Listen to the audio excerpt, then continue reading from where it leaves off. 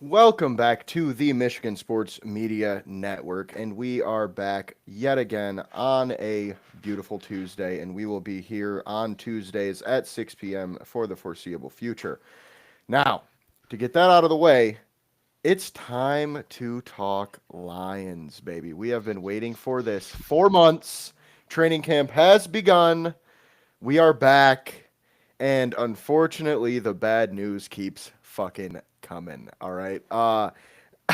Levi Onwuzurike is out for the year. I'm sure everybody's already heard that by now. That was a few days ago. But I would be remiss to not bring it up. This is a fucking brutal blow, man. Absolutely brutal. Like, honestly, if we had a Lee McNeil, I wouldn't care that much. However, Aleem McNeil is going to be out for probably the first half of the season. Now, we did get some very recent news, like literally as we were loading into the lobby for the pod. Aleem McNeil could be back sooner than we thought. Now, that is good news. It's not all bad news coming out of Allen Park right now, thank God. But the Levi Onwuzurike news was absolutely like I don't want to say the worst case scenario, but it's up there. I mean, our defensive line was already kind of thin. We've talked about it on the show many times. Brad Holmes did not go and get another pass rusher this offseason. And I mean, we talked about it on the show. We were like, well, maybe it's because Levi can play some, defensive end type. Well, now it doesn't fucking matter. So, this right here is why you go get depth. Now, Roy Lopez, I am a big fan of. If you didn't read my article, go read it on misportsmedia.com. It's a pretty lengthy article, like going into his playing style and what he can be good at. I said in that article, I think he's the perfect, Levi backup. So I think he's kind of going to slide into that spot. Don't get me wrong, he's a good player. Do I feel as confident as I did before with Lopez instead of Levi? Not really. Um, do I think we're totally fucked? No. I mean, that's not where we're at. The sky is not falling yet. However, I will say Brad Holmes needs to go get a defensive lineman, whether that be an edge rusher or an interior guy, because right now, I mean, we just aren't that deep, man. We just aren't. Like, we've got some guys, like, I'm a big fan of Pat O'Connor. I think he did a good job for us last year. He might be able to, take some of the brunt of that, of Levi, being hurt. And then there was another undrafted free agent that Dan Campbell mentioned. I can't remember his name right now, this second off the top of my head, but I'm sure James will look that up as I am talking. So, um, there was another undrafted free agent that Dan Campbell did mention that has been looking pretty good in camp that might be able to, take some of that load off of Levi's injury as well. And then, of course, the Aleem McNeil news is always good news. Doesn't matter if Levi was hurt or not. It's always nice to know you're going to get your $25 million a year defensive tackle back sooner than you thought. However, with that said, we will stop here for the moment, and I will let James chime in with his opinions on Levi Onwuzurike's injury. Oh, thanks. Yeah, it sucks. No way around that. And I remember, I don't know how early in our podcast it was, early, but we were talking about the defensive line free agents that were out there that we could potentially add to this team. And when we re-signed Levi, we both mentioned at um, what level that was kind of a steal for the contract he signed with us. Because I remember some other defensive linemen, some re-signed with their teams, like spacing on those names at this moment, but around the same time span, and they all had similar to less numbers in terms of pass rush from the D tackle spot as Levi, and we got him for like 1/3 or 1/4 the price. So I remember going through that list and being like, oh, but he has more pressures, more sacks, stuff like that. And it was specifically pass rush, but he was not as big of a bench guy is kind of what I see online. I know the people that know football and know this team know it's a loss, but I've seen a lot of, I'll just say casual fans that are like, oh, it's whatever. Like, he's not a starter anyways. It's not a big deal. And I'm like, kind of is. Um, like, I'm not going to act like the sky's falling, but that is a hefty blow to the depth when we're already down McNeil, as you said, and I, I don't want to be too much of an asshole or too cheeky, but I was gonna say, us dealing with the Marcus Davenport inevitable injury, um, like we don't have the depth, and it's a blow. I know we just got Tyleik Williams first round pick this year. He can kind of assist with one of those two departures slash injuries, but he's only one man. So unless he's going to come in here and be like prime Haloti Nada or something like that, his year one, he can't do it all by himself. Nor do I expect him to. But in terms of Onzarike, that's where I am with that. Yeah, for sure. And another thing I wanted to mention before we move on from Levi specifically was Dan kind of made it sound like this injury was, I don't want to say they knew about it, but I think they had an idea that he was going to need surgery because I can't remember his exact quote, but Dan Campbell said something along the lines of, "We knew he got hurt. We thought it would, heal on its own and he could come back and not have a problem. We're now finding out because he went and did workouts and things like that, and it just didn't seem to ever get better. He's going to need season-ending knee surgery." Now, the big problem, in my opinion, with this whole situation is probably should have just got surgery in the first place. Because if he did, he's probably not out for the entire season. Aleem McNeil had a late season ACL injury that required surgery, and he should be back about week 8. And now they're talking, even sooner. They didn't say a week or anything, but probably I would say between week, you know, 5 and 8, somewhere in there, he could come back. If Levi had his surgery back at that point, we might be talking about Levi coming back around the same time. Now, the big thing at this point is obviously the injury sucks, but what are we gonna do to mitigate that issue? Obviously, we mentioned Pat O'Connor and the undrafted free agent that Dan Campbell mentioned. Yeah, Keith Cooper is the okay. undrafted free agent from Houston. Gotcha. Keith Cooper. So keep an eye out or ear out, I guess, for that name, because he could be somebody that makes some noise, as training camp progresses and, as we go into preseason games, because he's probably that type of player who's going to get a lot of preseason play. Now, I'm not going to go into, specific players that we should go get other than Zadarius Smith. We already know that. However, I would expect Brad Holmes to add at least one defensive lineman, whether it be interior or exterior, simply because of the fact that we lost one and you need to replace him on the depth chart.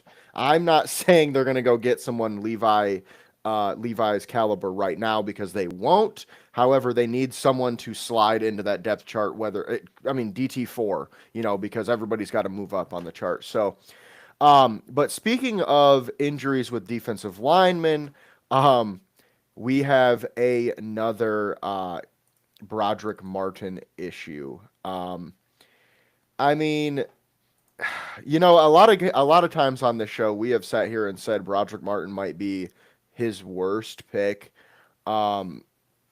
And at this point, it's hard to argue. I mean, realistically, like the guy hasn't really played. Um, I and when he has, I mean, he hasn't been terrible, but it hasn't been where I go, oh yeah, okay, this makes sense. We traded up to draft this guy. We drafted him knowing he'd be a project. From what I see on the field, it's not like he's doing anything exceptionally. Okay. However, it does sound like he will likely be okay. He will probably be back relatively soon. It was a foot injury, so Nothing crazy, but something to keep your eye on. I really do hope Broderick Martin can and hit that next level this offseason, or this season, I should say, because if he does, we might not worry about that whole Levi situation because we just drafted Tyleek Williams with our first round pick. And then if Broderick Martin were to be able to, raise his play a little bit, we could, um, use him in a rotational sense, the same way we would have used Levi. Now, obviously, they're not the same player, but I think everybody gets my point here. Next point being, um, we also had another defensive lineman, Roy Lopez, who left training camp with a foot injury, but that one is even less of a problem. He just got stepped on. So nothing really to worry about there. And with that being said, though, we are let's talk a little bit more about bad news, okay? Because we are getting a little banged up right now. For instance, we are. Let's see. Decker is injured. Vaki is injured. Frazier is injured. Rodrigo, Wingo, Dorsey, Rakestraw, and there's been more guys today that left practice with an injury. None of these, from what I just said, none of them seem that big of a deal. Decker won't be back until after the Hall of Fame game, which is next Thursday. So he'll be fine. Vaki sounds like he's going to be fine. We'll see how that goes. But with that being said, do you have any comments on the Lions' injuries?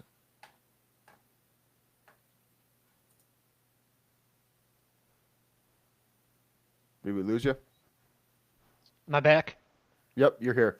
Okay, Uh, sorry. It froze the last about 15 seconds. okay, gotcha. I just asked if you had any opinions or comments on the current Lions injuries. Um, Yikes.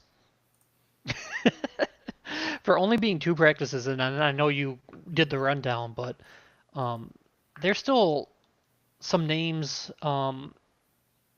that are depth pieces, kind of like we talked about before we went on the stream, that aren't per se household names, but are still banged up and not really able to be relied on right now. Like I know you mentioned Wingo, but of course my depth chart just refreshes and slides off the name I was about to say. One moment here, my apologies. No worries. Uh, bu- bu- bu- bu- bu- bu- bu- Pascal. I did not hear anything definitive on Pascal. Have you by chance? I heard that he I was have on not. the pup, but he's not expected to miss time, or because that was a name that I have not heard, at least this offseason, dealing Hmm. with an injury. So I'm like, even guys when okay, now Pascal is obviously dealing with something. Onzarike out for the whole year. McNeil banged up. Like, one name that thankfully is healthy. One name that I have not heard mentioned is Muhammad last year. He filled in rather nice for Hutch for a handful of weeks. It's not like he was there all season, but there was, I'll give him credit, a chunk of games where he came in and he was the name you heard getting to the passer, whether that be actual sacks or just, hey, he's the one who forced the quarterback to roll out, making off an inaccurate throw, so he at least affected the play and stuff like that. He did resign with us because we only had him on a 1 year deal, so he might help, but is he going to be that guy that locks down the other side from Hutch? Of course not. But he might help remedy some of that. Um, Keith Cooper, a guy I've heard his, or I should say, read his name a few times, um, has been apparently making plays in training camp this offseason. However, per usual, take that with a grain of salt. Not only is it just the offseason and a handful of practices, they still don't have pads on. So I don't know if I can really judge or become enthusiastic about a defensive end before they even put pads on. They did So today, so we should today was hear. pads? Okay. Yes, I believe today was the first day in pads. Okay. Which so we should hear a little bit more about our defensive line and offensive line, as things come. Okay. I'm like, I thought I read somewhere Friday, but it could be today. I'm all mixed around today. But yeah. So and if I was gonna say until we can get the pads on, slash once we can hear about the practices with pads on, we can better evaluate that kind of situation. Yeah, for sure. And Muhammad is a great point because I think a lot of people forget about him, and how he really helped us and was productive in the minutes that he did play last year. Although obviously, Hutch went down. It's a terrible situation. Muhammad really kind of was. I think he had what 7 sacks. I might be wrong about that, but 6 or 7 sacks in that time. Um, or no, it was probably like 4.5. I think I'm thinking of Houston a couple years back. But either way, he was very productive and did his thing in the time that he was able to play. So I don't think, like you said, he's going to be our, lock down that defensive end spot across from Hutch, but he's a versatile guy who could, help us out where Levi was going to play as well as playing edge and kind of all over the front. So, I assume you're looking up that statistic. Yes, he had 3 sacks in 7 games. Okay, gotcha. So yeah, I was thinking of Houston. Um, so now moving on from that, we can start talking a little more positive because apparently your guy, your favorite guy, James, Mr. Marcus Davenport, apparently has played. He's apparently been looking pretty damn good in training camp so far. Thought you were gonna say Now, JMO. I mean, yeah, he's doing pretty damn good too. So we will That's what talk about I meant. him in a second. But no, that was a sarcastic, Yeah. your guy. But like you said, there is an inevitable, Marcus Davenport injury. However, if he stays healthy, he could be damn good for us. Okay, now I'm not one to make the bet. I would not go bet in my house on him being healthy. That's for sure. No, thank you on that one. I might lose a lot of my bets, but that one is one I would feel I would definitely lose. So with that being said, we'll see how it goes. We'll see how things, continue to progress with him. But as of right now, he's been looking very, very good. Speaking of players who are looking good, your actual boy, Mr. Jameson Williams, has been looking pretty good apparently. And we know, I mean, we talked about this a couple times before, so I'll keep this kind of short. Sounds like JMO is going to take the next step. Okay. I don't know what that means, whether it be statistically or if he's just that much better. Um, but we'll see what it means at the end of the season when JMO has more or less yards than he did last year. And that's the reason I say that is because when coaches say he's taking the next step, fantasy football managers don't just assume that that means he's getting 100 catches. Don't assume that because he's not, most likely.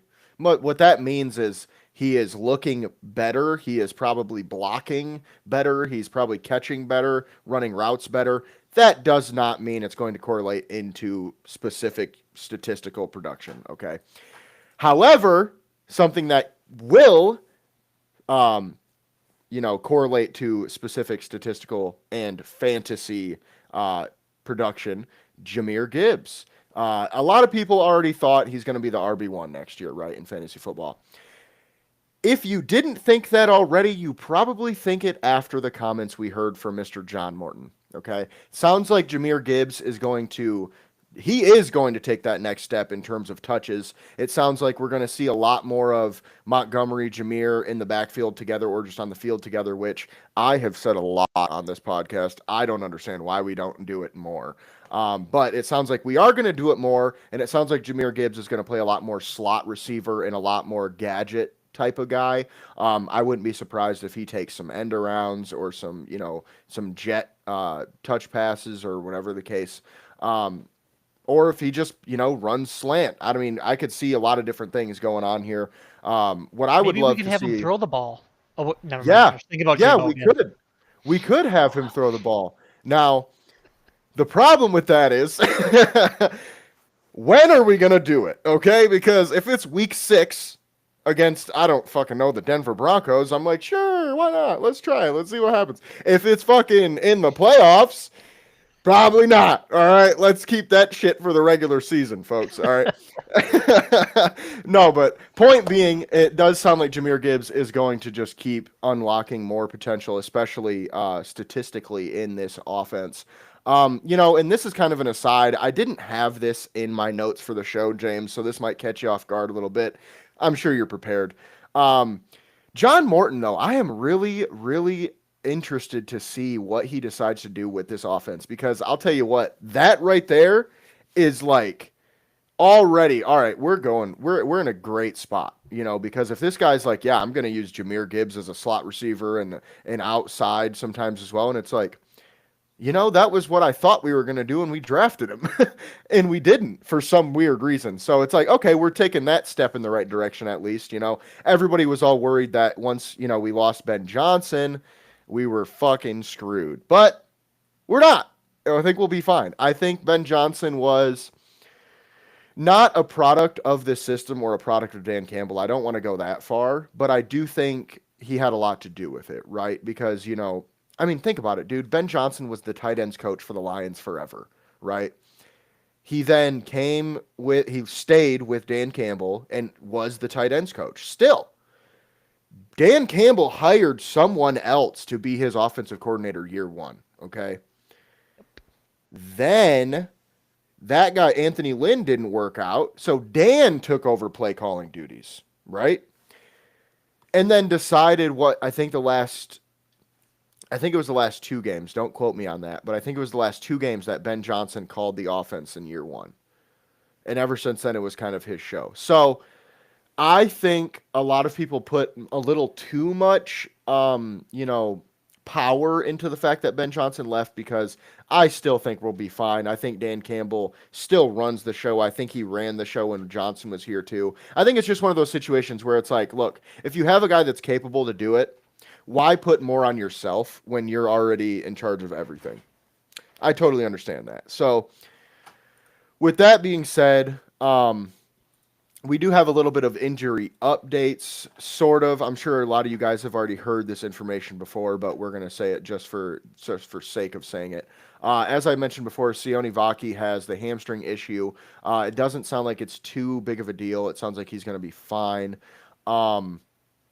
Actually, I'm sorry, James. Did you have anything to say about the Jahmyr JMO stuff before we go to the injuries? I'm sorry, I'm looking up something. You said on the Jameer and JMO front. Well, like you said, because I agree with you wholeheartedly about getting Gibbs just more opportunities, just get the ball in space. I was kind of astonished that we didn't use him more in the slot receiver role since drafting him. He is a mismatch nightmare. He reminds me a lot of Reggie Bush from back in the day. I know I'm dating myself. Even college Hey, Reggie Bush. I hope not. And like he can be, I don't want to quite say just as good as a receiver as he can a running back because I think he's a top three running back, and I don't know about top three receiver. I think he could be an elite receiver, but obviously there's Chase and Jefferson and all them guys, C.D. Lamb, etc., etc. St. Brown. And but he'll be a damn good receiver if he just played receiver. Like ignore running back. Just say you changed his position of receiver. He could hold his own, and he would have a roster spot on I'd say at least 32, 31 at least teams. Can't say at least 32 because that's all of them. But like he can just do a damn good job. I know when he was at I don't know when he was at. Oh, I'm spacing on his college Georgia prior to Tech. Alabama, Georgia Tech. I'm like, I can see the yellow helmet. Thank you. What I almost said Pitt. Okay, when he was at Georgia Tech, I don't know if he did return duties, but when he was at Alabama, he also did punt and kick returns. So just get the guy the ball in space. Let him juke. Let him, we've seen him shake the shit out of whoever that Vikings player was. Literally fell on his ass. One of the highlights of the season, in my opinion. So I don't know why we haven't tried doing more of this. I just posted a next not long before the show. It opens up so much, and of course you don't put him at receiver full time. He's a deadly running back. But on those plays that you do want Montgomery in the backfield, put Gibbs in the slot. Even if he's just a blocker and it's a halfback power to Montgomery. Just keep Gibbs in the slot. It makes the defense think, and the more you can make the defense think, the more chance you have of someone making a mistake and then capitalizing on it.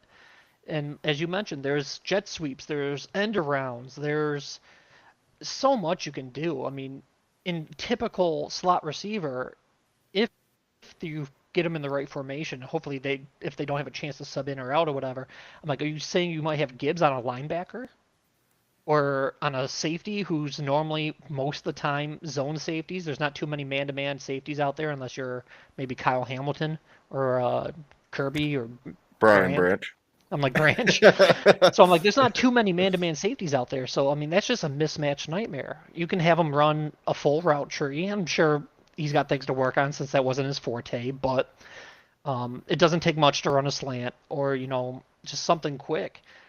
And you have to respect that. And if he is in the slot on the opposite side of the formation from JMO, then you got speed on both ends. There's just so much you can do, even if that's the formation. And once again, like I said, you can just hand it off to Montgomery. He's broken multiple 70-plus yard runs. It's a great problem to have too many mouths to feed. And then just during this mini rant, obviously it's about Gibbs, but you could, if you put too much of the defensive focus on Gibbs in the slot, then you can have Laporta from the other side, just go up the seam. Just so many things open up, and through all of that stuff that I've said, you still have St. Brown to worry about. So, yes, please, let's just get our best 11 players on the field, and we can just play football. Even if it is more, I hate to say like backyard style, but just put your playmakers on the field, let the players make plays. As we've seen with quarterback being on, assuming people have watched it, there was a fair amount that there were two plays called in a huddle, and then Goff chose at the line based on the look of the defense which play to run. So all these plays, all these ideas, all these things weren't all Ben Johnson, as you mentioned. So I don't want to completely sweep under the rug losing Ben Johnson. Like, we obviously loved him when he was here. I love the creativity we saw from him, assuming it was from him, because we ran trick plays before he was the OC. But assuming some of that stuff was him.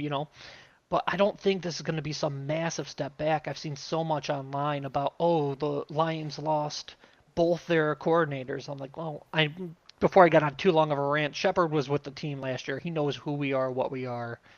I just don't think in terms of the coordinators it's going to be much of a step back, if any. And then I know you also just touched on Morton as a whole. I had to pull up his was it 2017 or 2018? Bear with me for just one moment. 2017. The only other time in the NFL he was a offensive coordinator was the 2017 Jets. That was the only other time he was a coordinator, and he got, I'll say, fired, air quotes, after 1 year. However, here's what he was working with the Jets that year. And I don't think Belichick could have made this team win. His starting quarterback was Josh McCown. His number one receiver was Robbie Anderson. His number two receiver was Jermaine Kearse. His number one running back was a 32-year-old Matt Forte. It's not like he really had weapons over there. And I remember one of the very first things he said during one of his interviews was when he was watching film, he mentioned JMO. And maybe I'm just attached to this guy already because he mentioned JMO. Also, what year was it before? Because he coached with the Lions in 21, I think. 2022? Yeah. Okay. 21 or So, 22. yeah, so he was the Lions assistant coach, so he's somewhat familiar. I know it was the first Goff year, whatever year that was. So he's at least dipped his toe in the water over here before. But he said he's never had anyone with that JMO speed to work with. He said he wants to be aggressive. He says he wants to take more than just one shot downfield per game. He said he wants to kind of push the envelope. And just thinking football 101 with that, kind of going back and combining everything I've mentioned, even kind of grasping on the Gibbs part is if you got JMO going deep more often, or Gibbs from the seam, going deep more often, and that makes the safeties play back. Then you got Montgomery just licking his chops in the backfield with less guys in the box. Like it all just feeds on each other. So I'm really looking forward to watching this offense. Yeah, and I mean, kind of like you said before, excuse me. Kind of like you said before with, the versatility that we have with all the weapons. It's like, why aren't we using them in this way? And it's kind of funny as we're talking about this, John Morton, I don't know if he just said this or not, but apparently Tim Twentyman just put this out that, well, Jamison Williams said this about John Morton. Okay. He says John Morton is allowing him to run more routes this season. And he said, because he's getting to run different routes than he's run in his career thus far, which I think is great because it shows not only is he getting better, but it's like this is why he hasn't been so productive his first few years. We're only letting him run go routes and posts and fucking fake screens and shit. Like Exactly, and that was one of the other things I wanted to touch on before I got carried away with the Gibbs, because I can talk about JMO for a while. But when you mentioned he might go to that next level, and I will say at least because I do tweet out the link to this live stream. If you're in one of my fantasy leagues, please close out for the next 2 minutes. Um, JMO is going to have, as long as he stays healthy, a career year. I would bet my house on that. He is finally, and I was going to say this before you even mentioned it, so it steals my thunder a little bit. In terms of that next step, because you're like, I don't know what next step means, I was going to say it opens up the route tree. I had JMO as my wide receiver one in his draft class, thinking, obviously we were picking 2 and 32, so obviously it was going to be Hutch or I thought it was going to be Thibodeaux or Hutch, depending on who went number one, but the Jaguars did us a massive favor. Anyways, we ended up trading up 20 spots to get JMO, so I didn't. It's not like I thought JMO was ever going to fall that far, even with his ACL injury. But right. when he was at Bama, who also returned punts and kicks and stuff, once again, just get him the ball in space. Don't put him on punt and kick return though. But he did in college. But he runs a full route tree. He can do the slants, the goes, the ins, the outs, the curls. And I've seen him do something as basic as just a 5-yard curl and turn it into a 75-yard touchdown. Just get him the ball on a timing route. He'll juke his corner, and then he just outruns the safety. And it seems like, as a massive JMO defender over the years, because I know a lot of people aren't satisfied with some of his numbers, although they are at least coming around a little bit after last season. I just feel like he wasn't asked to do much. I don't think he was put in a position to succeed and use his talents. Kind of, I hate to say kind of like Gibbs, because Gibbs had an awesome year last year, but once again, you weren't maximizing his capabilities. So I just, once again, I just can't wait. And hopefully, if you are the commissioner of my fantasy football league that I sent this link to, hopefully you're not watching. But I definitely plan to take some JMO stocks this year, for sure. Yeah, and personally, as someone who has only a few Jameer Gibbs stocks, I was so excited to be able to trade for him over the offseason, Grab them. this offseason, because it was like, and I got him for what I thought was, well, no, actually I lied. I traded for him halfway through the season last year, and then he finished as RB1. And it was Yep. just like I was just excited to have the Lions running back. Like obviously Jameer Gibbs is great, but it's like I was just excited to finally have he's 22, he's a dog. It was like everything was perfect. But last thing that I will say about this whole Jameer Gibbs JMO situation is Jameer Gibbs and Jamison Williams are very, very similar, and it's sort of what you mentioned before. Just get them the ball. They are playmakers. Like we have two guys who are probably top five like gadget players in the entire NFL on our team, and we don't use either of them like they are gadget players. So I'm very excited, like you mentioned. I am also very excited to see this Lions offense. Now, the last thing, actually, I just remembered this. The last thing I want to mention is You make a good point that, the Lions probably won't take a huge step back and they shouldn't take a huge step back. But guys, I think I think some Lions fans need to temper our expectations a little bit, okay? We went 15-2 last year. The best season the Lions have ever had, okay? We were top 5 in essentially every single offensive metric possible, okay? I don't think that's going to happen again. Like, I don't see No. the Lions being like legitimately. I read something the other day, and don't quote me on this because I can't remember the exact statistic they said, but it was something like if you took away X yards, like passing or rushing yards or whatever, first down yards, whatever the case may be, they were still like top 8 in the league in every single statistical category. So I think there's two ways we can take this, right, as Lions fans. Number one, we're not going to suck. Okay, that's not going to happen. We're not going to be 9-8. We're not going to be, bottom 15 offense in the league. That is not going to happen. Okay, but what's also not going to happen is we are probably not going to continue a historic run of offensive scoring and yardage output. Okay, I don't know if you guys remember this, but the Lions scored 47 points on the Cowboys and then 52 points on the Titans.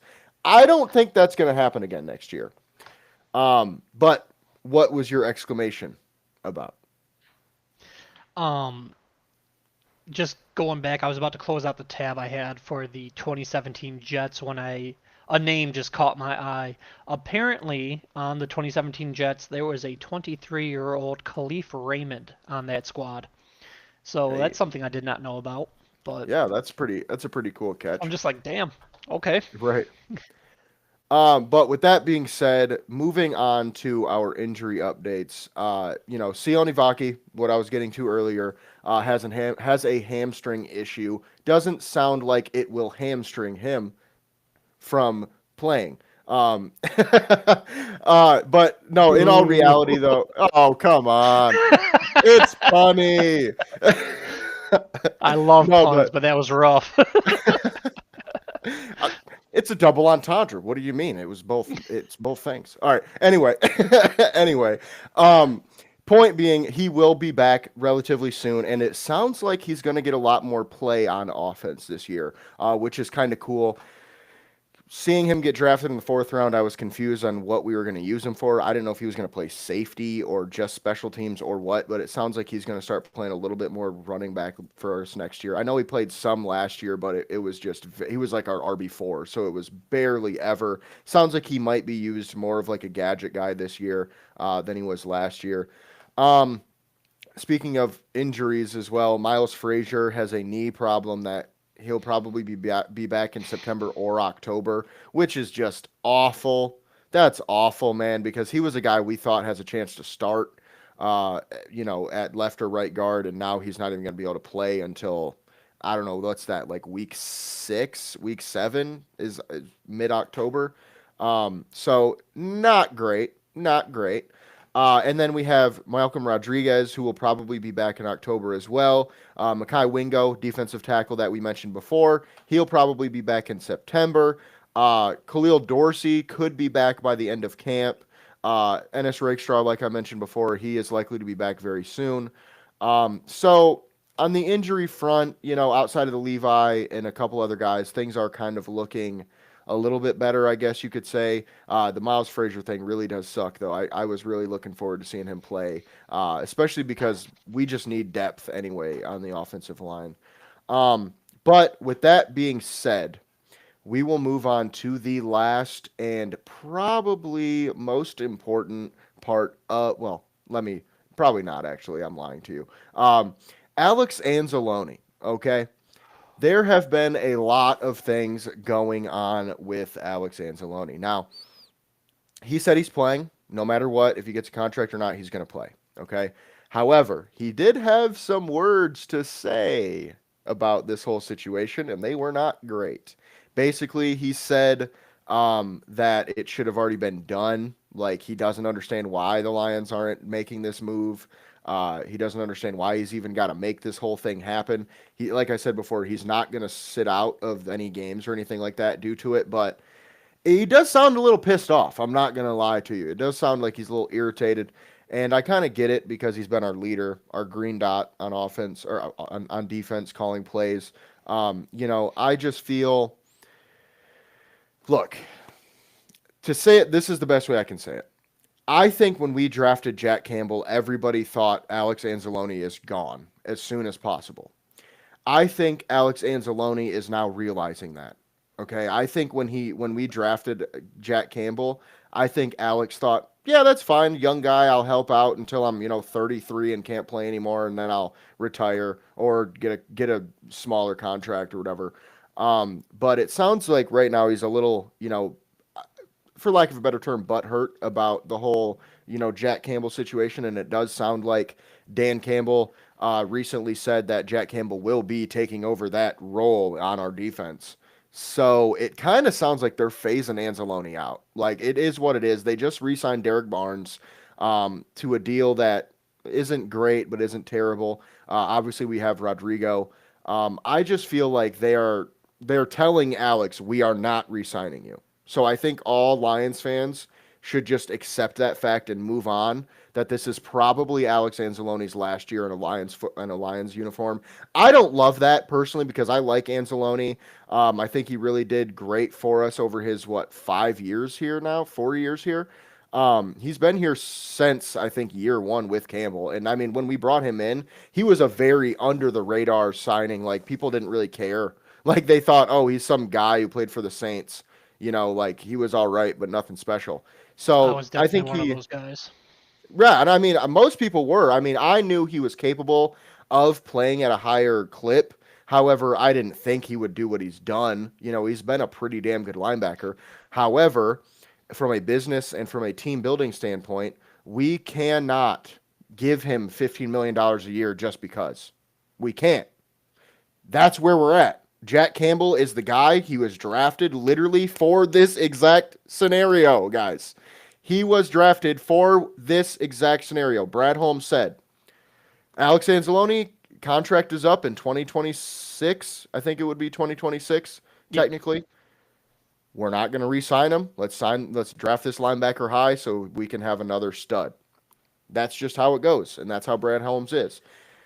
Now, I kind of also don't love it because I like Alex Anzalone. He's one of my favorite Lions. I do feel like he came here when the Lions, obviously, as we know, were at a low point and kind of rose with us and, has been a big difference maker on our defense and things like that. He's a leader, but business is business, man. If we can't afford it, we can't afford it. It is what it is. I am not going to complain too much, especially when Holmes has made the, prerequisite moves to make it to where we could just let him walk. Okay.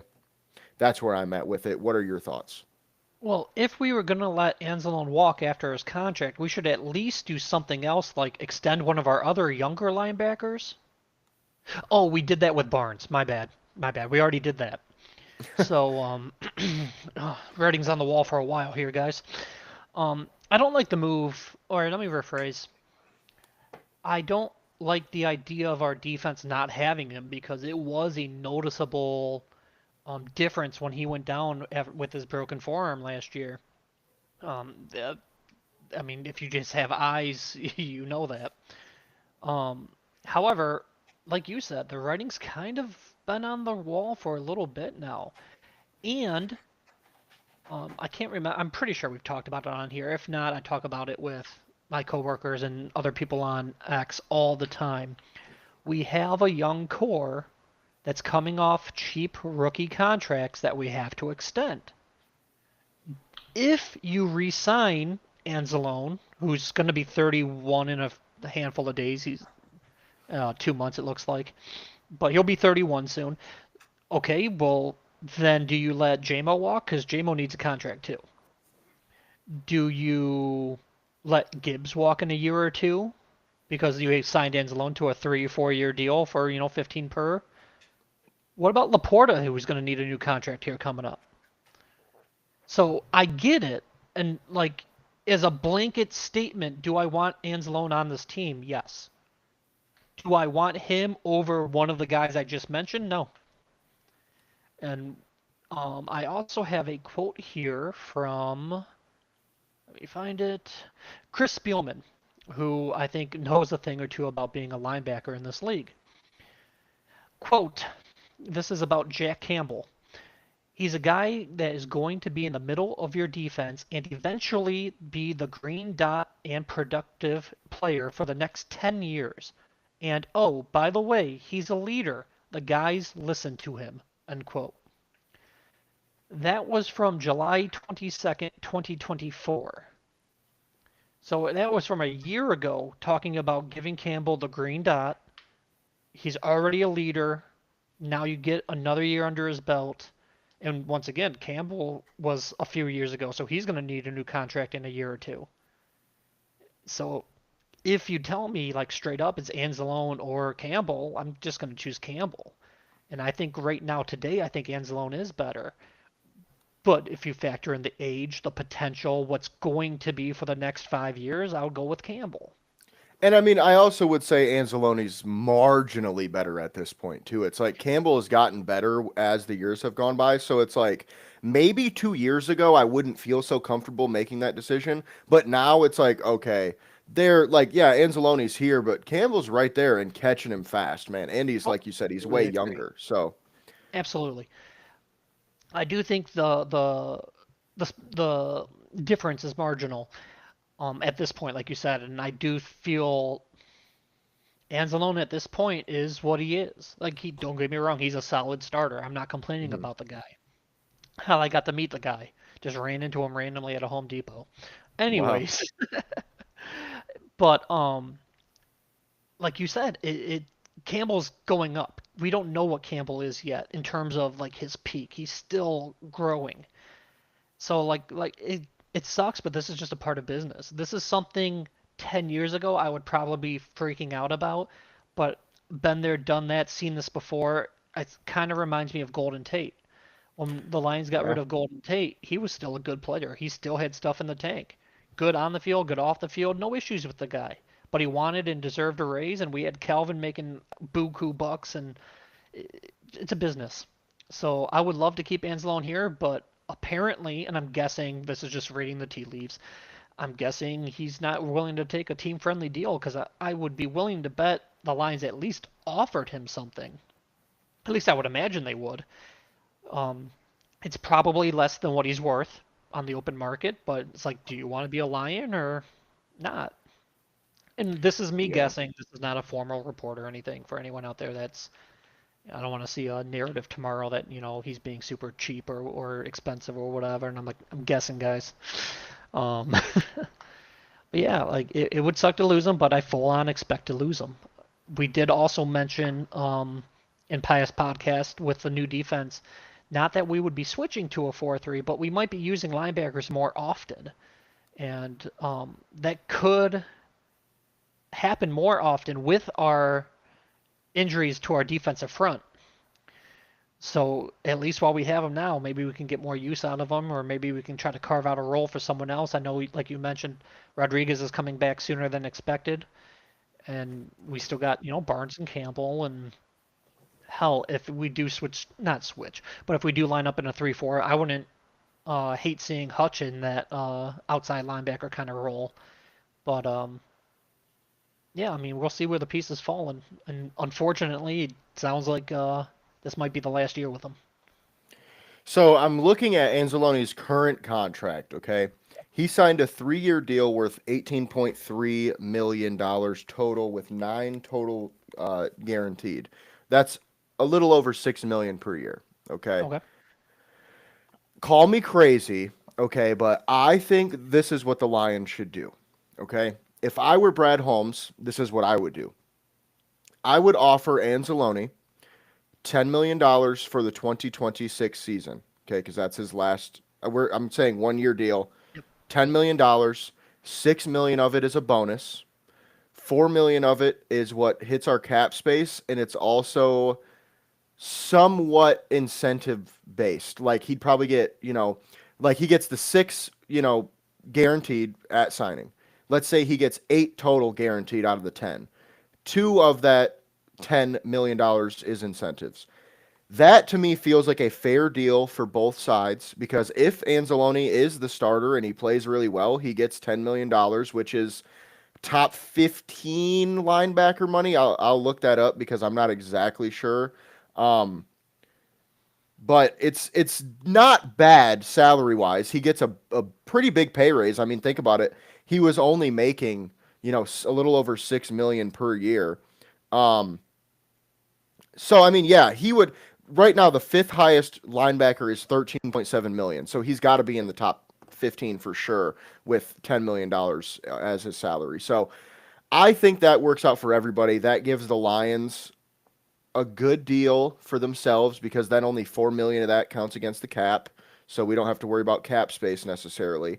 And then we keep a guy who deserves the money, who deserves to stay, who I think is a leader of the defense. And yes, Jack Campbell probably takes the green dot, but why not keep Anzalone as your will linebacker? You know what I mean? Because I know we talk about Rodrigo. He needs a new deal soon too. I mean, we everybody needs a new deal. So it's like we might have to let Rodrigo go as well. So that's just something to think about.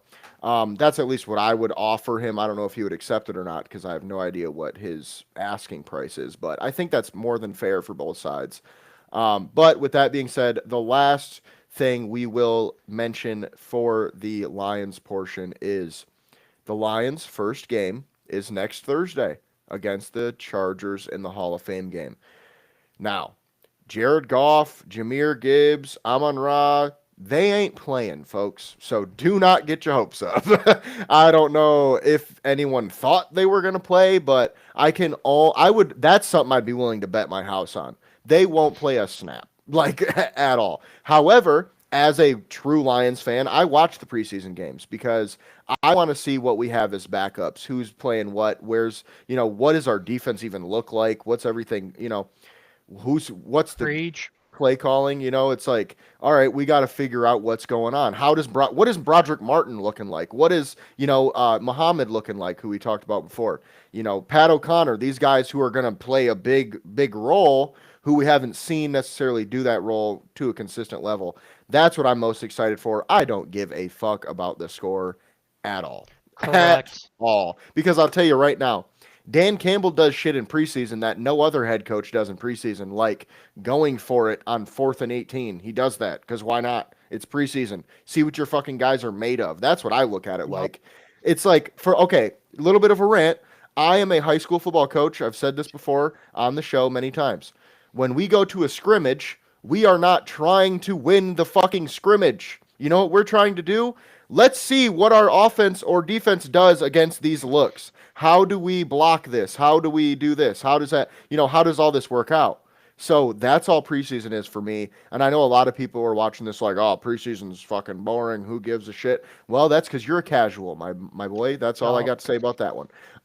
um, but moving on, If I the could. only, yeah, go ahead. Sorry, I like to talk preseason, and especially with people that don't like preseason, because, like you said, it kind of tells me who's the casual and who's the actual NFL fans. Because the people that don't watch preseason, when the Lions do have 22 guys on IR, unfortunately, like last year, and someone goes down and you see Muhammad come in for Hutch, you can tell when who's on X saying, who the fuck is this guy? When I'm like, well, you could have just watched them play already. Like, you should have already known these guys' names. And then not only the obviously the stars don't play. Sometimes they do. I remember the Kansas City game in the final preseason game last year. We started Hendon Hooker and KC started Patrick Mahomes because I personally am not a big fan of resting Goff for the entire preseason. I think he came out weeks 1 and 2 looking a little rusty. And also, kind of side note, if Pat Mahomes needs some preseason reps to warm up, I'm pretty sure everyone does. I mean, and then one thing that also kind of goes unmentioned, and I know a lot of people that just watch on Sundays, and once again don't watch the preseason. They don't really care about the camp cutdowns and whatnot because now there's only one cutdown day. They just go from 90 to 53. It's no longer like after the first preseason game you cut 12, and then after the second you cut another 10, so on and so forth. But each team has to cut 37 players. There's 32 teams in the NFL. Long story short, that is 1,184 people, human beings, losing their jobs, losing their dream, wishing they could make the roster and don't. And then you have people saying preseason doesn't matter. It matters a hell of a lot for over almost 1,200 people. Well, and on top of that too, this is the same people that just what 2, 3 years ago watched our Hard Knocks and couldn't get enough of it.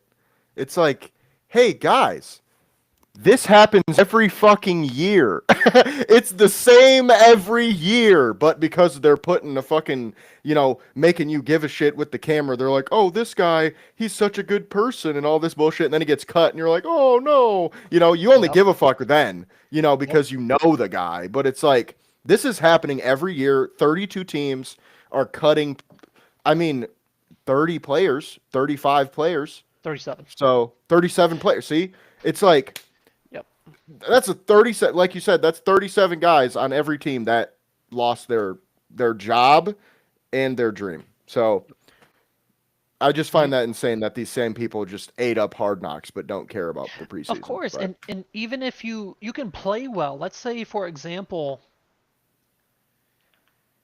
I'm just gonna pull a name out of my ass, Hendon Hooker, so that way our viewers at least have a name in mind.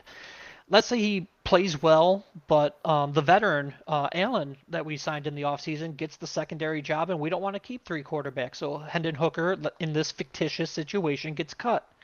If he played well enough in the preseason, then other teams have that film, and maybe he can find a job somewhere else, and vice versa. Maybe one team that has 10 good D tackles is forced to cut one because they're not just going to keep 10 D tackles. And the Lions, who need interior D line help, said, hey, we watched that guy in the preseason, we'll take him. So, like, preseason matters way more than a lot of people think. And that's why over this offseason, if you've been following me on X, I kind of get a little, I'll just say grumpy when people post, even like official Lions team pages, like 3, 4 days ago posted like, hey, 52 days until the season starts. I'm like, it starts in like 10 days, man. Like, it doesn't start just when the regular season starts when we can name, all 22 guys on the field.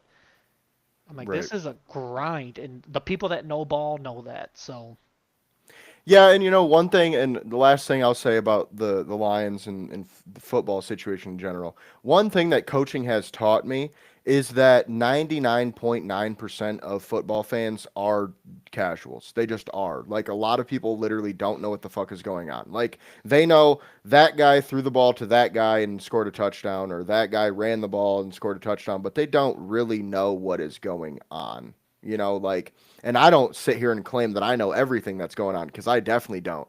But I actually give a shit to learn what's going on and try to figure it out. Whereas a lot of people, like you said before, when it comes to the preseason, it's just like, yeah, I don't give a shit, which I understand. Look, I am not saying this to hate on anybody. Look, I am. I that's valid too. That's valid too. At the same point, though, it's like I decided to put my life into this. I put a lot of time into this. I grind this shit because I love it. A lot of people, they don't have the time. They don't have the for lack of a better term, the brains in terms of football brains to get what's going on. You know what I mean? Like, even if they tried hard, they couldn't understand. So I get it because everybody, it's entertainment at the end of the day for most people. Whereas I just love it. I love everything about it. I love playing it, watching it, just being a part of it. So with that being said, I do feel that a lot of the casuals have a right to be a casual because they just don't have the time or don't have whatever. Like, I'm not fucking hating on a doctor because he doesn't know what 121 trap is. Like, I it's like, will. all right, right. I mean, hey, that's your prerogative. It's like I'd rather have, you know, a mix of people who know football and then people who are doctors rather than just a bunch of people who know the sport. So and I'll leave it at that, basically. I did want to But clarify one other thing. Sorry to keep cutting you off, you're good. but when I was hating on the casuals, as I said, as you brought up, if you're just a casual and you know you're a casual, I don't care. Like, Hmm. there's people that love certain bands or musicians that I don't give a fuck about. I'm glad you have your thing. Enjoy it. Have a good time. The only casual football fans that I don't like are the ones that try to tell me how to do my job and tell me what I should have seen when I know what the hell I'm looking at. And as Jay Yeah. said, I don't know everything. I know there's a ton I don't know, but I know a hell of a lot more than the average person who talks to me on X for some reason. They all find me. But that's what I was saying in terms of just the casuals. I'm like, as long as you know you're a casual and you just want to sit back, have a beer, watch the game, enjoy your night, guys. But Yeah, I am definitely with you on that. If you're somebody who doesn't know what the fuck they're talking about, and I will say, this is about anything. I don't give a shit what we're talking about. If you don't know what you're talking about, please just shut the fuck up. I would rather you just shut the fuck up and let the people who know talk than to just sit there and try to interject and put your opinion in when you don't know. Okay, that's one of my biggest pet peeves, honestly, is when people just say shit. Like you're having a conversation with somebody and somebody else just says something, and you're like, what? What did you just say and why? Like, okay, dude. So I totally get where you're coming from with that. I did just want to say that for the people who are casuals for the right reasons, we ain't talking to you. All right. correct. I'm So like, I don't want to alienate. Like, I'm like, most no, of the no, just NFL watchers probably. exactly. I'm like, no, no, no. You don't have to know everything, but I Right. mean, if you And that's the did, you would thing. have. That's the beauty of the sport is it's like poetry in motion, man. Like yes, it's better when you know everything, but you don't have to know everything. It's not like golf where I didn't give a shit at all about golf until I started playing golf. And it's not that I sit here and watch golf, but I can at least go, "Wow, that was a good shot." It's like I can respect it now because I know what's going on. Football is a little different. It's fun and we're here to entertain. Now, with that rant over, we will move on to the only other segment of the show because there's not a lot going on for the Red Wings or Pistons right now. Summer League's about the only thing, but that's pretty much over. Um, the Tigers. The Tigers are not doing too hot. Now, James, I know you don't have a lot today in terms of to talk about the Tigers. I want to talk about something that's not on your outline, though. Okay. Scooble. What the fuck is going on, man? I am seeing fucking Scooble going to the Mets, to the Yankees, to the fucking Dodgers, and I'm just Dodgers, like, yep. is this really going to happen? Are we going to watch this happen in front of our fucking eyes, bro? Like, what? 50-50. That's the thing. That's the problem. The fact that it's even 50 fucking 50 is just bonkers, dude. We've talked about it on the show before. It is like the Kansas City Chiefs not winning the Super Bowl. I'm not going to go that far. We didn't win the World Series. But it's like the Kansas City Chiefs having Patrick Mahomes win the goddamn MVP and then saying, "Yeah, we don't feel like paying you." You can not only that, we are just going to let you walk.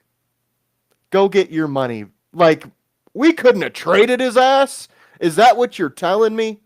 Because if that's the case, if Illich knows today in his heart of fucking hearts, I will not pay Scooble what he is worth, why do we still have him on the roster? That's all I'm saying. I don't know. I'm not a huge Tigers fan, but that just seems ridiculous. Okay? Absolutely ridiculous. I don't understand where the fuck this is coming from, why we would do that. Like, oh, and this is why I hate baseball. That's not the only reason why I don't actually hate baseball, but this is why I don't love baseball the same way I love other sports. Because it's like, what the fuck is going on? Okay, I feel like we're watching Matt Millen. It's like what, You are. who, like I don't know it. You are. And There's no way around it. I'm just baffled. That's all. I'm just baffled. Correct. And that is one thing I like about the way my brain is wired because it makes absolutely no sense, but at the same exact time, I see the logic, heavy air quotes, in it, and I can kind of follow the path of Chris Ilitch. And don't get me wrong, it's not a good one, but I can see the I the mean, the look, I get what you're saying. Like, I do understand what he's saying and what he's doing by saying we're not going to pay because the Patrick Mahomes thing isn't a 1-to-1. I mean, obviously, we know starting pitchers, they don't even fucking play every game, folks. They don't it's even a play fair every inning. comparison. It is a fair comparison, but for people who don't know baseball that well, it's Okay. not because Patrick Mahomes plays every game. He is the guy. You put the ball in his hands when shit hits the fan. I mean, that's just what it is. He's the guy.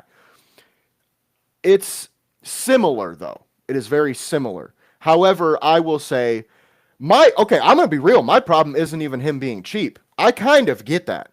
My problem is, why do we still have him then? What are So we waiting for? Yeah, that's fucking idiotic. That's fucking 100%. idiotic. I want to 100%. say a different word, but I'm not allowed, and that's all I'm gonna fucking say. All right, No, that's all I'm 100%. gonna. It's like 100%. No. what? Oh my The gosh. only thing I can think of is why he's still on this team and not already re-signed. And I had a whole Tigers segment dedicated to Scooble, and I said I don't think we are going to re-sign him. I think we're going to give him a lowball offer because Chris Ilitch is cheap.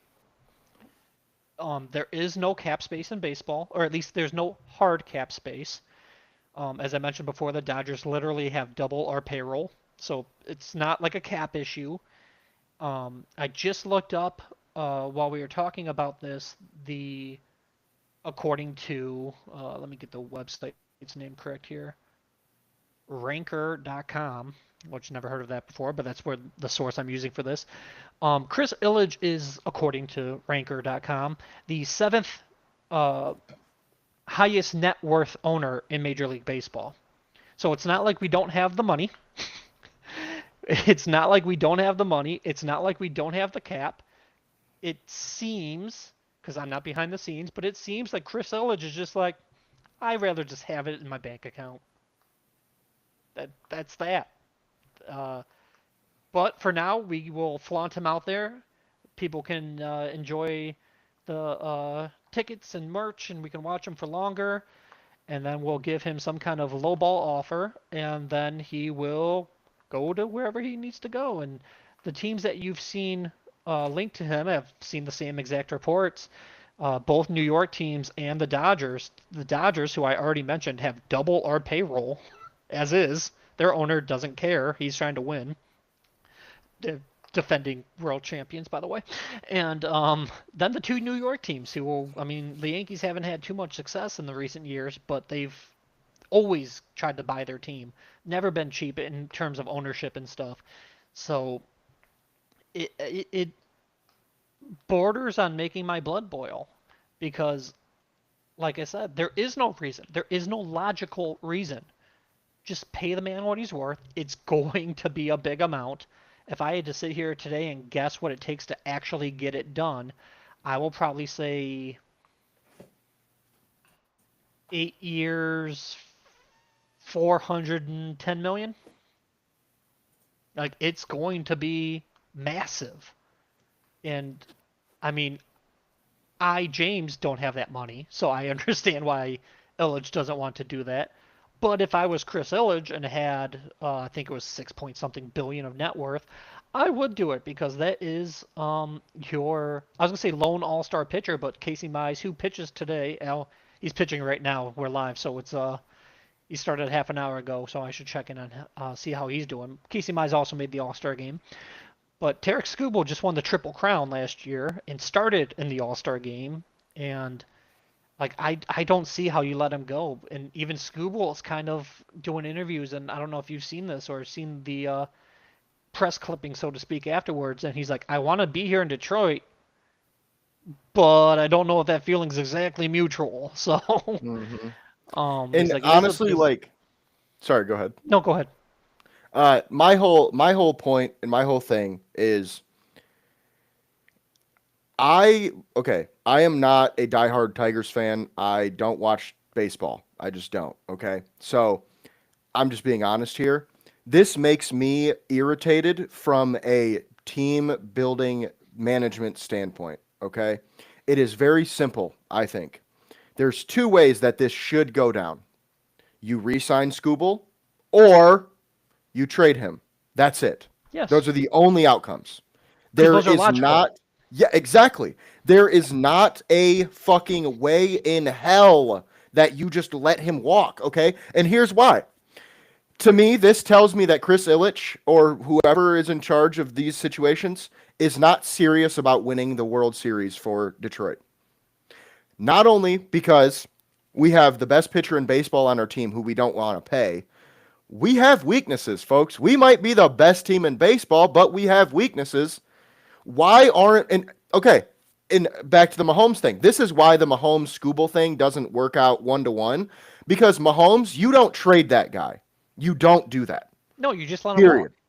No, no, no, no. You do what they did and you give him a 10-year, $100 million contract and say, come back when you want more, brother. That's it. That's all that is. And guess what happened? Mahomes came back 3 years later and got a fucking raise because that's what happens. So, point being, if they were serious about winning, they would take Scooble and trade him for another starting pitcher, some more bullpen help defensively, because that's how you make this Tigers team into a legitimate World Series team if you're getting rid of Scooble. That's it. With the Chiefs, they can't just trade Mahomes for a not as good quarterback and a bunch of other pieces and get better. That's not how that would work. In baseball, I'm not a fucking expert, but I think that could happen. I think that could work. If you get a guy who is obviously not Scooble, but high level pitcher, a starting pitcher, on top of all these other pieces, we'd be better than we are with him. That's all I got. That's my 2 cents. I just can't help but laugh because I mean, trying to put this because the trade deadline in baseball is a lot farther back than like football. For the record, I hate football trade deadline so damn early in the season. But that would Yeah. be like uh an undefeated team. Like I know the Tigers aren't undefeated, but they have a large lead in their division. They are 3-7 their last 10 games. We're on a bit of a cold front here. That being said, even after this slump, we are still today 10 games up in our division, even after going 3-7. So we're still healthily in first place. And I believe we're the second best record in baseball as a whole now. We dropped from there. But that would be like a pretty much like an undefeated football team trading away. Trying to think of a good player that's not a quarterback. I was gonna say It Calvin would be Johnson, like but the Eagles trading away Saquon Barkley last year. perfect. Yes, it would be like the Eagles trading away Saquon Barkley at the deadline just because they don't want to trade him the year after. It's why? Why not keep him for the season? And if the Tigers do that, then we risk losing him for nothing. And even last offseason, there were I'm sorry, not last offseason, last trade deadline. There were Tarek Skubal trade rumors with the Baltimore Orioles for it wasn't the package, but it was centered around Jackson, who at the time was the number one prospect in all of baseball, who's now their starting everyday shortstop and having a decent season. I think he's only 19, so he's still growing and whatnot. But it's like that was the level of prospects we would get back is like literally the best prospects in the system if we were to trade him. So we can have top prospects or just the top pitcher in baseball. And like I said, it's not official, but it just seems like we chose neither. Yeah. So I hope there's enough outrage. I hope there's enough support. Like I don't know what else the guy has to do. He's already amazing. He's already pitched awesome. He already says he wants to stay here. Hmm. He's a clubhouse leader. Like, I mean, literally, there's not a knock on the guy besides he's expensive, and he should be. Like, Yeah. he shouldn't be taking these team-friendly deals. He should break the bank. He's the exact kind of guy that should reset the market, not to put it in more football terms. I know, like, when we signed Stafford, he was the highest paid quarterback ever, and then, um, like, Goff surpassed him, then Mahomes surpassed, and, like, each quarterback slowly went higher and higher. I know like Geno Smith and Baker Mayfield were up there as well. But I'm just like, Scooble is the best, so he is the one who actually should be resetting the market. And if someone jumps him later, so be it. But like, there's no way you go to the best pitcher in baseball and being like, what about if we pay you like the fifth most? Like, no, give the guy his money. Right. Like it's quite frustrating. But I will say, on the pitching front, it is excuse me 0-0 on the bottom of the second right now. But Ke'Bryan Hayes, for the third baseman for the Pittsburgh, who has been linked multiple times to Detroit in trade rumors. No, not for Scooble, but in overall trade rumors, does have a hit today, and he had 2 hits yesterday. So hopefully he's trying to show off to his new team because that is a name that I have heard multiple times, and not even just within the last week. Even a month ago, his name was brought up as a trade candidate for the Tigers. So he's in Detroit. Are they in Detroit? I mean, nope, they're in Pittsburgh. Sorry, they're in Pittsburgh, but playing against Detroit, kind of showing off a little bit right now. Yeah, and the last thing that I wanted to say about Scooble before we get out of here was the Tigers may have shot themselves in the foot by talking about the fact that they won't pay him. Because think about it, if you're a team like the Dodgers, why even trade for him right now? You know you're going to get him in free agency. You know, you're just going to have to outbid somebody else. But why give up a bunch of prospects? You know, so I think it's just the worst case scenario that we could have right now, honestly. But that's the last thing, the absolute last thing I got on it. So, Yeah, I mean, I'm good with ending it there because, like you said, I mean, if you're not willing to pay your best player, and also just what kind of message does that send to your team? I don't care if you become the best player, the starting player of the All-Star game, and you're the best one of one in your position. I'm not going to pay you anyways. yep. What? All that does is just kill your odds of getting free agents later.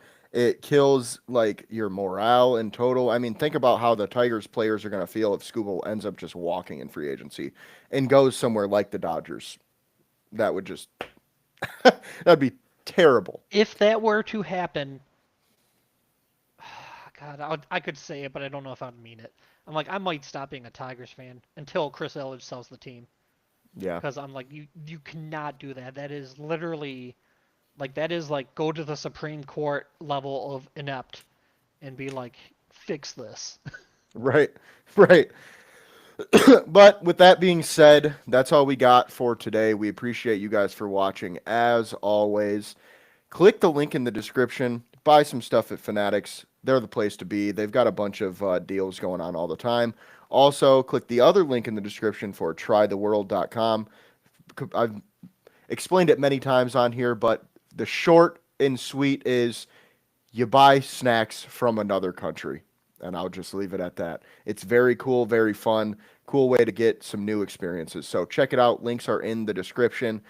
Once again, appreciate you guys for watching. I am Jace at JSoSweet, James at Gullet_James, and we are both at MI Sports Media and MISportsmedia.com. We will see you guys on the next one.